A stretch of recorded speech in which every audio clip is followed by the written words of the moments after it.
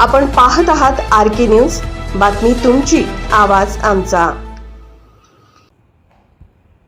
कडगावचे सुपुत्र शहीद जवान अक्षय विलास चौगुले यांच्या पार्थिवाचे मंत्री हसन मुश्रीफ यांनी घेतले अंत्यदर्शन। कर्तव्यावर अपघाती निधन झालेल्या जवानाला पुष्पचक्र अर्पण करून वाहिली भावपूर्ण श्रद्धांजली। कडगाव तालुका गडहिंग्लज येथील सुपुत्र आणि दिल्ली मेरठ येथे कर्तव्यावर असणारे जवान श्री अक्षय विलास चौगुले यांचे 3 दिवसांपूर्वी अपघाती निधन झाले होते। आज त्यांचे पार्थिव गावी पोहोचले। कडगावमध्ये पोहोचत वैद्यकीय शिक्षण मंत्री हसन मुश्रीफ यांनी त्यांच्या पार्थिवाचे अंत्यदर्शन घेतले आणि पुष्पचक्र अर्पण करून भावपूर्ण श्रद्धांजली वाहिली। आणि यावेळी बोलताना मंत्री श्री मुश्रीफ म्हणाले, ऐन तरुण वयातच जवान अक्षय विलास चौगुले यांच्या जाण्यामुळे त्यांच्या कुटुंबावर दुःखाचा पहाड कोसळलेला आहे।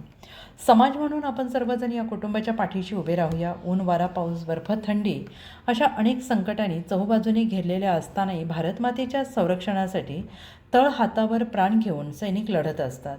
अशा आजी-माजी सैनिकांच्या आणि त्यांच्या कुटुंबियांच्या पाठीशी खंबीरपणे उभे राहणे हे आपले सगळ्यांचे सामाजिक कर्तव्य आहे।